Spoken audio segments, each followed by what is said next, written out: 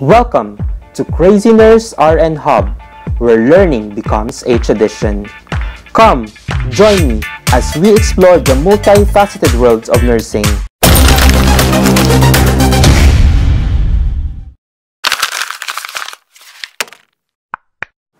Hi there, students, and welcome back to Crazy Nurse RN Hub, where learning becomes a tradition.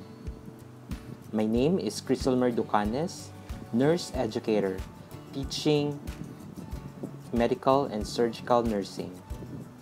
As continuation to our topic on gas exchange and respiratory function, we have obstruction and trauma of the upper respiratory airway. This is also part of our discussion on the management of the upper respiratory tract disorders. Let's begin. So under this obstruction and trauma of the upper respiratory airway, we have obstructive sleep apnea or your OSA, epistaxis or nosebleed. We also have nasal obstruction and fracture of the nose. Lastly, we have cancer of the larynx. Now let's have obstruction sleep apnea or obstruction during sleep. It is a disorder characterized by recurrent episodes of upper airway obstruction and a reduction of ventilation, defined as cessation of breathing or apnea during sleep caused by repetitive upper airway obstruction. Now let's go to the risk factors of obstructive sleep apnea. First is obesity. Then we have male. Also for postmenopausal status, advanced age. So regarding the risk factors of your obstructive sleep apnea, the major risk factor is obesity, a larger neck circumference, and increased amounts of pharyngeal fat narrow and compress the upper airway. Other associated factors include alterations in the upper respiratory system, such as structural changes, for example, tonsillar hypertrophy, abnormal posterior positioning of one or both jaws, and variations in craniofacial structures that contribute to the collapsibility of the upper airway. Now let's have the clinical manifestations of your OSA. Frequent and loud snoring with apnea for 10 seconds or more for at least 5 episodes per hour. We also have 3 classic signs and symptoms of your OSA. First, we have snoring. Second, sleepiness.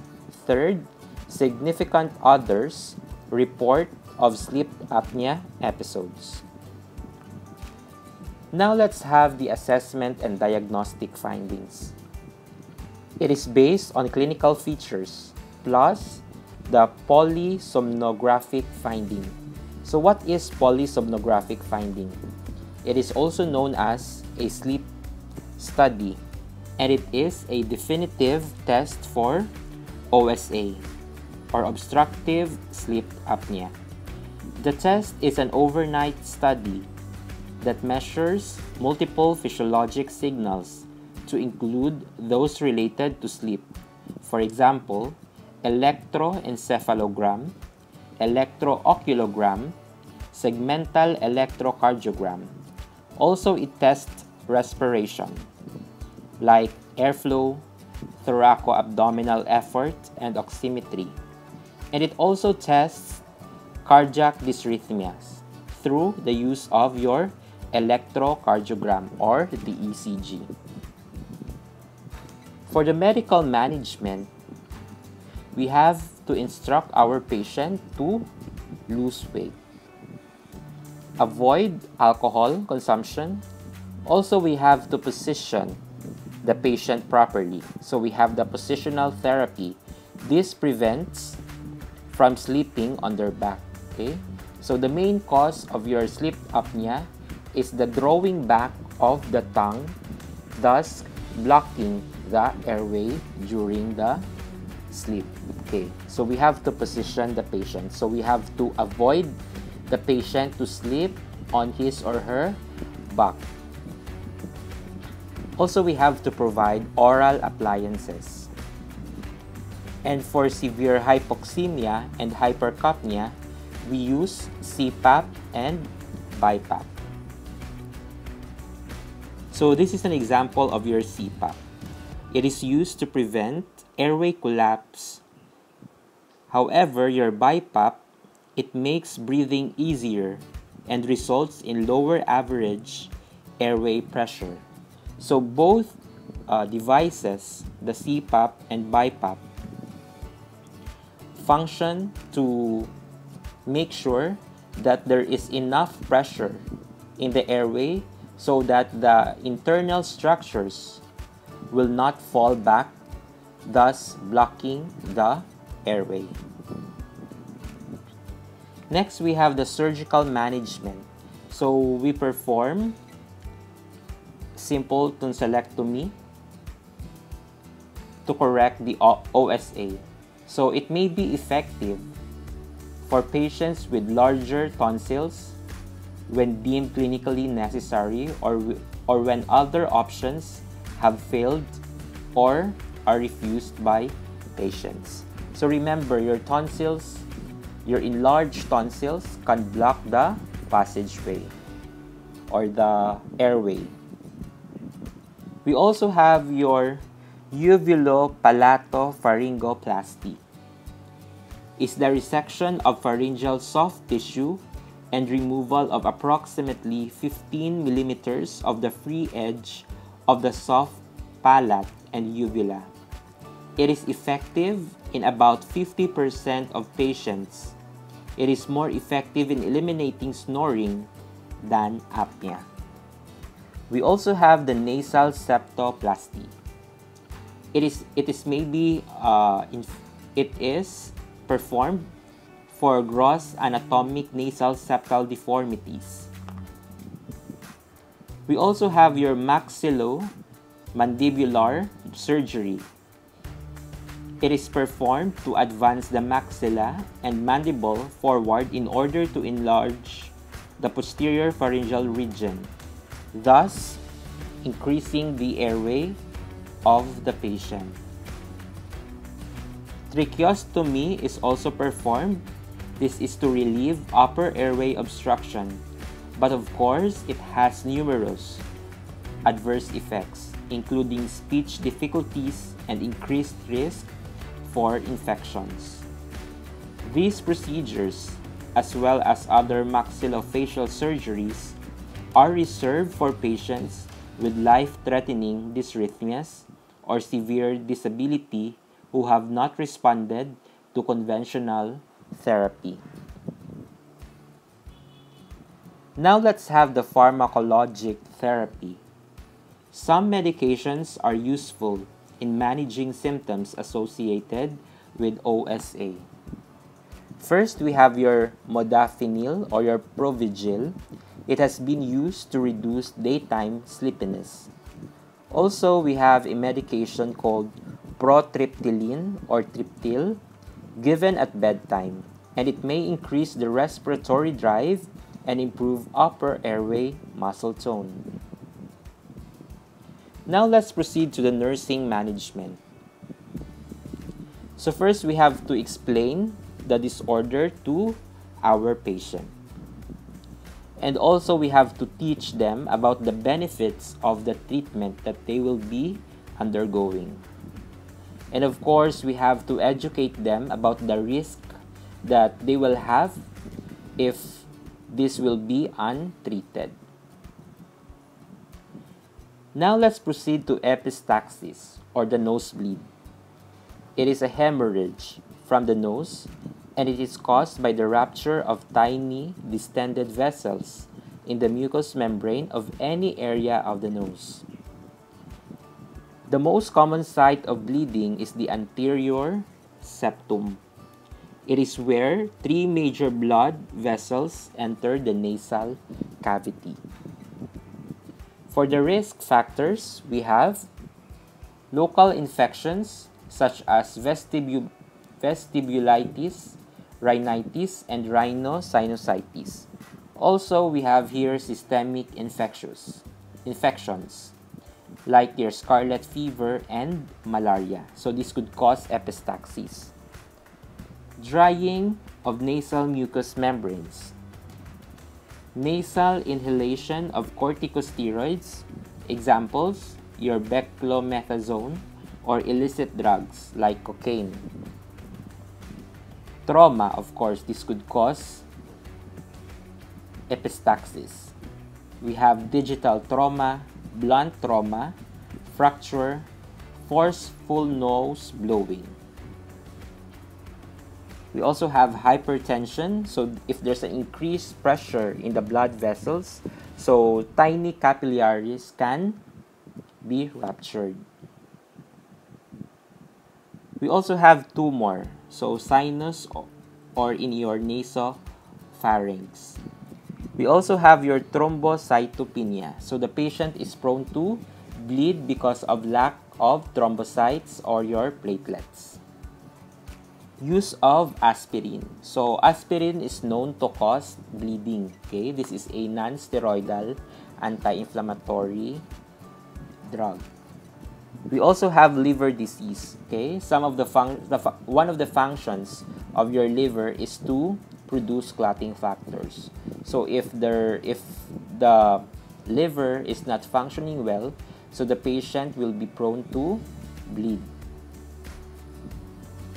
Now let's proceed to the medical management. So once you have noted or observed that your patient is having a nosebleed or epistaxis, you need to apply direct pressure, okay, to stop the bleeding. So you need to position the patient upright with the head tilted forward. So this is to prevent swallowing and aspiration of blood, and is directed to pinch the soft outer portion of the nose against the midline septum for 5 or 10 minutes continuously. Also, we have to apply nasal decongestant, sorry.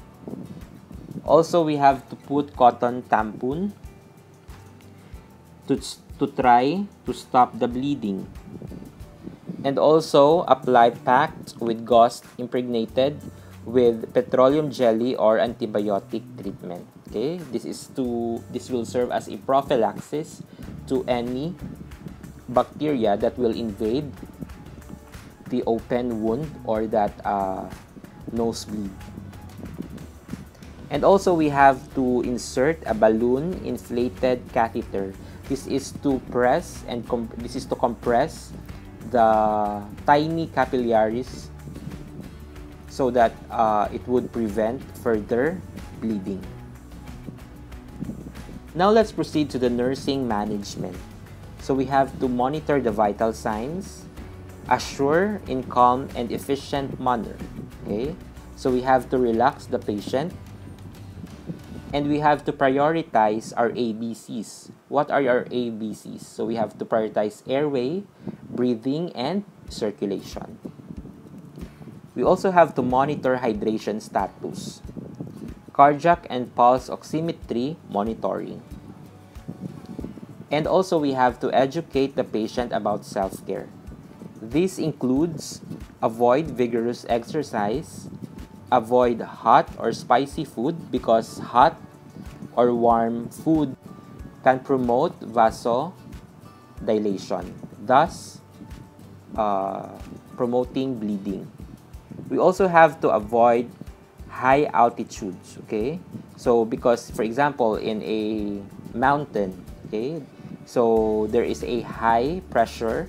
So if the patient is on high altitude places, the tendencies of these small or tiny capillaries, they will rupture, okay, because of the pressure of that high altitude environment.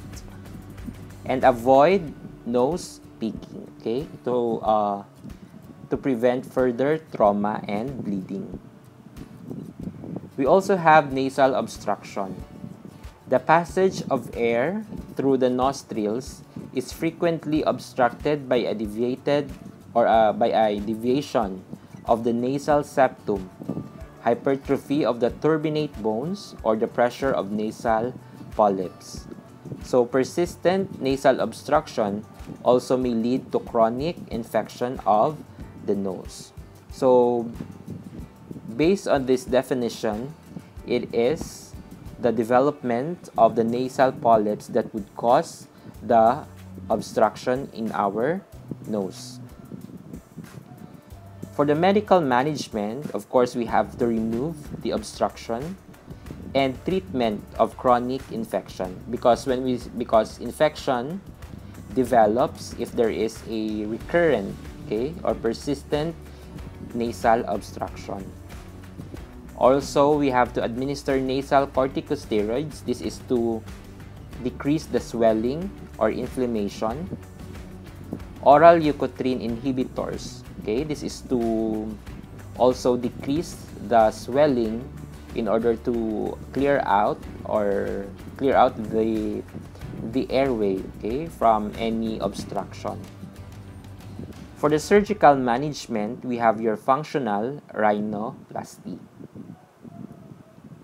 For the nursing management, we have here the surgical intervention, so the nurse explains the procedure. And for the post-operative nursing care, we have to elevate the head of the bed, okay, this is to prevent aspiration and for drainage, okay. We also have here we have to perform frequent oral hygiene, okay. Avoid blowing the nose, okay, to prevent further trauma, and teachings on the signs of bleeding. Now let's proceed to the fractures of the nose. It is the most common facial fracture and most common fracture in the body. For the complication of your fractures of the nose, we have hematoma, infection, abscess, avascular septic necrosis because of decreased oxygen in that particular tissue. For the clinical management, patient might experience pain, bleeding, swelling of soft tissue, periorbital ecchymosis, nasal obstruction, deformity. For the assessment and diagnostic findings, we have here the intranasal examination. Also, we have your CSF leakage from the nostril. Intranasal examination is performed in all cases to rule out septal hematoma. Because of the swelling and bleeding that occur with a nasal fracture, an accurate diagnosis can be made only after the swelling subsides. For the CSF leakage from the nostril,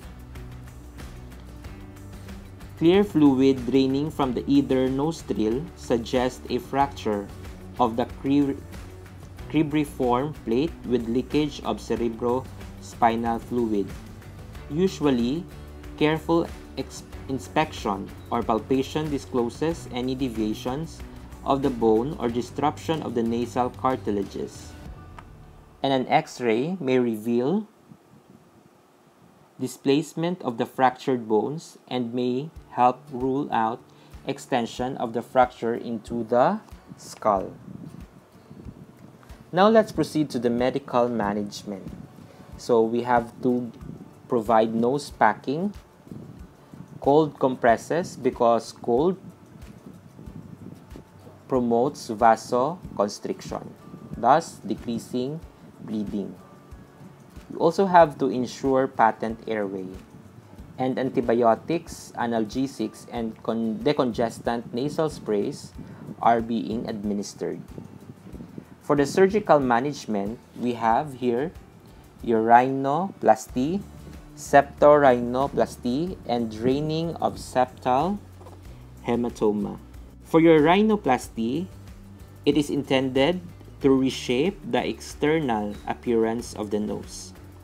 For your septorhinoplasty, it is performed when the nasal septum needs to be repaired.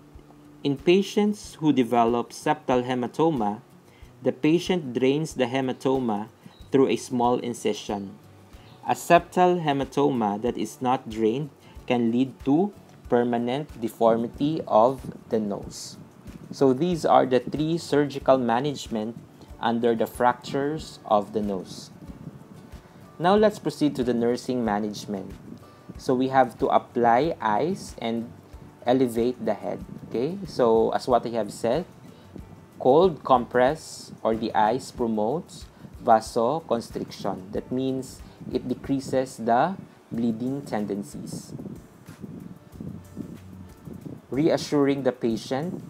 Also, you have to moisten the mucous membrane of the mouth, okay, just to maintain the hydration status of the patient. Also, we have to perform health teachings on the medications prescribed to our patients. Also, we have to avoid sports activities for 6 weeks. This is to prevent trauma or any untoward deviations or deformities that would cause through sports activities. Now let's proceed to the laryngeal obstruction.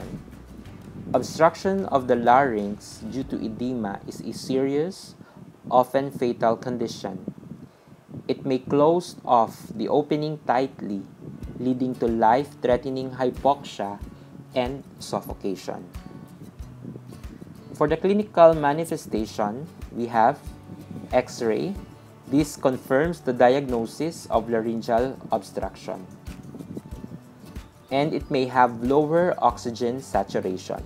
Okay? Because there is an obstruction, the oxygen could not enter properly on the airway, thus lowering your oxygen concentration or saturation. Use of accessory muscles. Because of the obstruction, the body compensates by exerting too much respiratory effort, okay, to have the oxygen demand of the body. Retractions of the neck or abdomen during inspiration, okay, because of the effort exerted by the respiratory tract. Now let's proceed to the assessment and diagnostic findings. So the nurse should perform a thorough history, and of course we have to secure patient's airway. Okay, since this is an emergency, there is an obstruction on the larynx, so it should be attended to immediately. For the medical management, as what we have mentioned, we have to ensure a patent airway, emergency maneuvers to clear up airway, and also we need to perform immediate tracheostomy if all other methods or interventions are unsuccessful. For the allergic reaction, we have to administer subcutaneous epinephrine and corticosteroids, okay? Especially if the patient has an anaphylactic shock. So if there is an anaphylactic shock, so the airways are inflamed and there is a swelling, so we have to administer these epinephrine and corticosteroid to lessen the inflammation and swelling, thus giving a wide airway. Ice pack on the neck, continuous pulse oximetry. Now let's proceed to the cancer of the larynx. It accounts for approximately half of all head and neck cancers, and it arises from the surface epithelium and are classified as squamous cell carcinoma.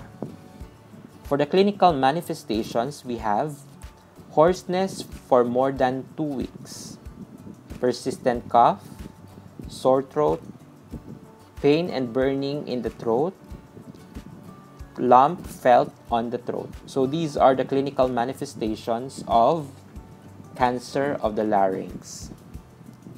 For the assessment and diagnostic findings, so we have to perform a complete history and physical assessment.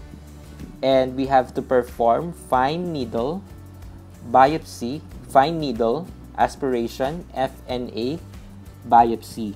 Okay, this is to confirm the stage or the condition of the cancer. So, a barium swallow, endoscopy, CT scan or MRI scan, and a positron emission tomography scan are also performed in detecting the cancer cells on the larynx. For your fine needle aspiration biopsy, it may be done as an initial screening test or procedure to obtain samples of any enlarged lymph nodes in the neck. And a barium swallow may be done if the patient initially presents with a chief complaint of difficulty in swallowing, to outline any structural anomalies of the neck that could pinpoint a tumor. However, if a tumor of the larynx is suspected on an initial examination, a direct laryngoscopic examination is indicated. So laryngoscopy is performed under local or general anesthesia to evaluate all areas of the larynx. So as what we have mentioned, I've also said regarding the CT and MRI scanning, these are used to assess regional adenopathy and soft tissue and to stage and determine the extent of the tumor. MRI is also helpful in post-treatment follow-up to detect recurrence.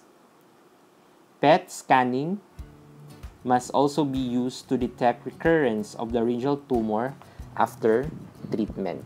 So that is the PET scan or your positron emission tomography. For the medical management, so we have here the goals of care or the goals of treatment. So cure. Second is preservation of safe, effective swallowing. Third, we have the preservation of useful voice and avoidance of permanent tracheostoma. So we have here treatment options. First is surgery, second is radiation therapy, and third is adjuvant chemoradiation therapy. For the surgical management, so the overall goals of the patient undergoing surgical treatment include minimizing the effects of surgery on speech, swallowing, and breathing while maximizing the cure of the cancer. Several different curative measures are available that can offer voice-sparing results while achieving a positive cure rate for the patient who has an early laryngeal carcinoma. Surgical options include vocal cord stripping, cordectomy, laser surgery, partial laryngectomy, or total laryngectomy. First, let's discuss about vocal cord stripping. Stripping of the vocal cord is used to treat dysplasia, hyperkeratosis, and leukoplakia, and is often curative for these lesions. The procedure involves removal of the mucus of the edge of the vocal cord using an operating microscope. Early vocal cord lesions are initially treated with radiation therapy. We also have cordectomy, which is an excision of the vocal cord. It's usually performed via transoral laser. This procedure is used for lesions limited to the middle third of the vocal cord. The resulting voice quality is related to the extent of tissue removal. Next, we have the laser surgery. Laser microsurgery is well known to have several advantages for treatment of early glottic cancers. Treatments and recovery are shorter with few side effects, and treatment may be less costly than for other forms of therapy. Next, we have your partial laryngectomy. A partial laryngectomy is often used for patients in the early stage of cancer in the glottic area when only one vocal cord is involved.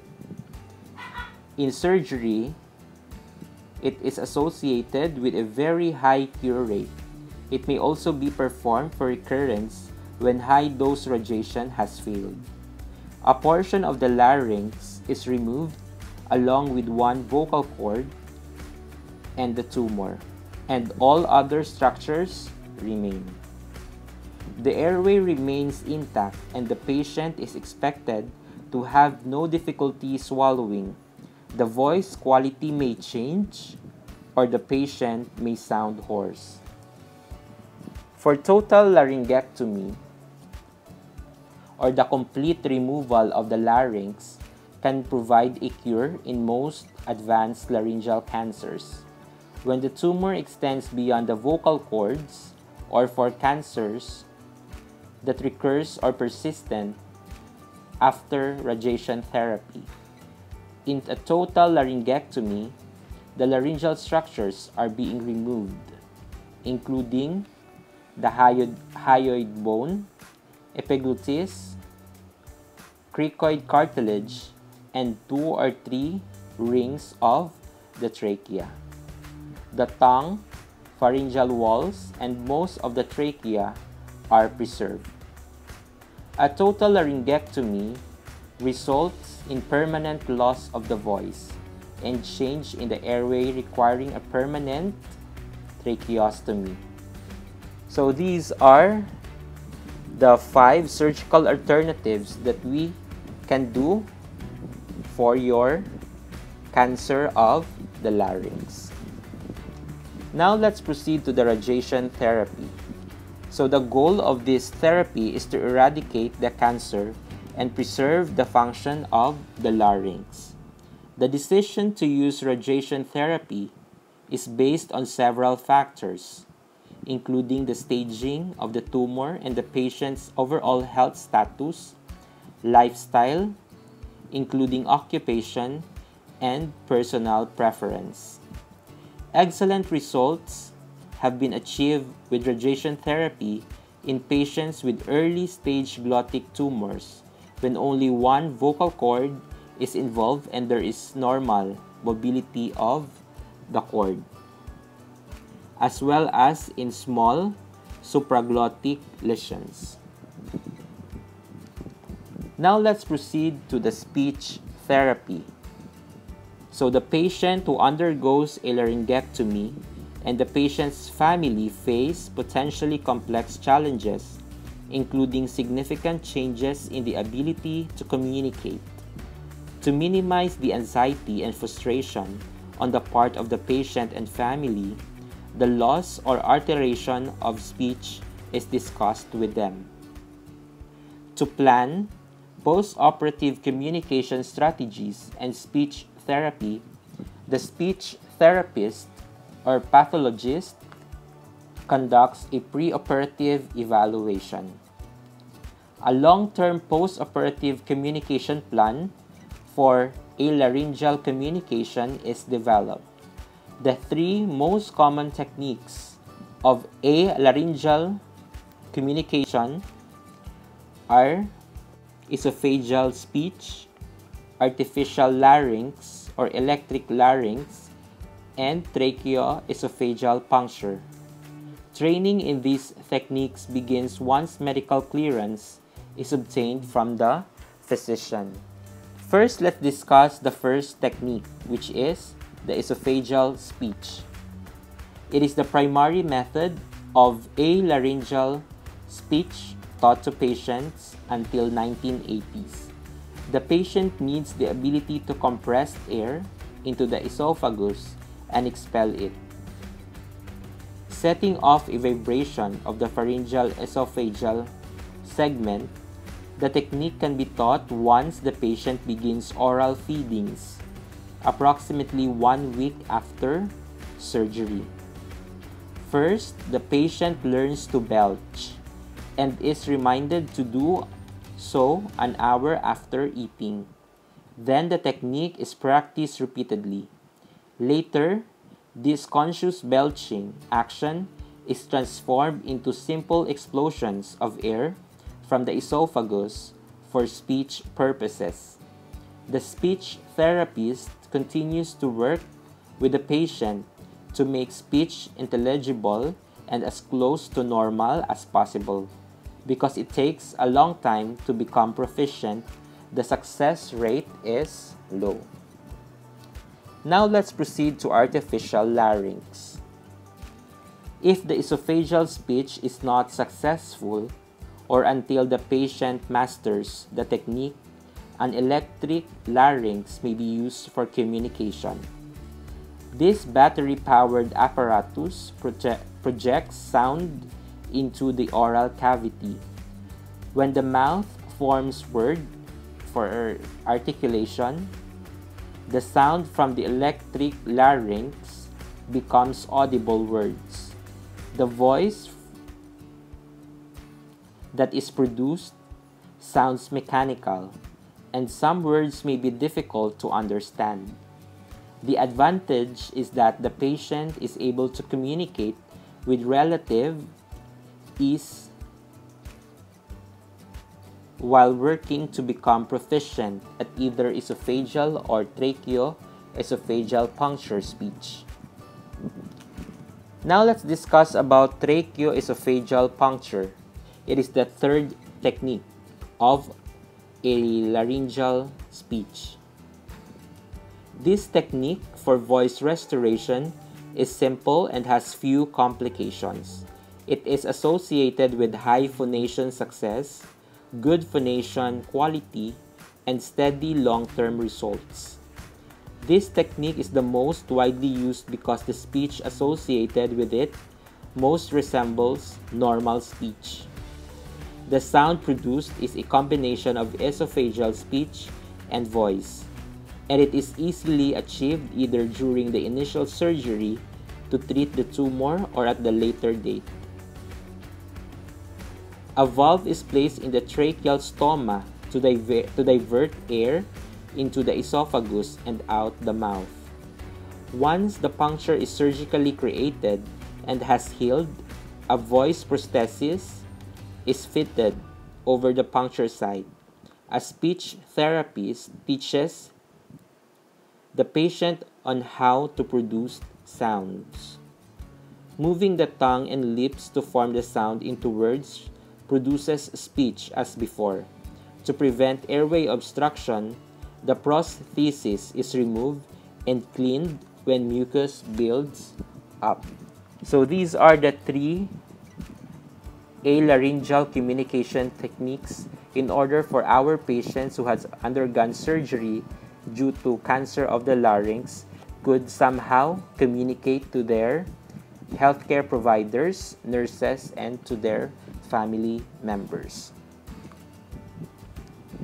So I believe this is the end of our discussion on the management of the upper respiratory tract disorders. So I hope that you have learned something today. So this has been Crazy Nurse RN Hub. Thank you and have a good day.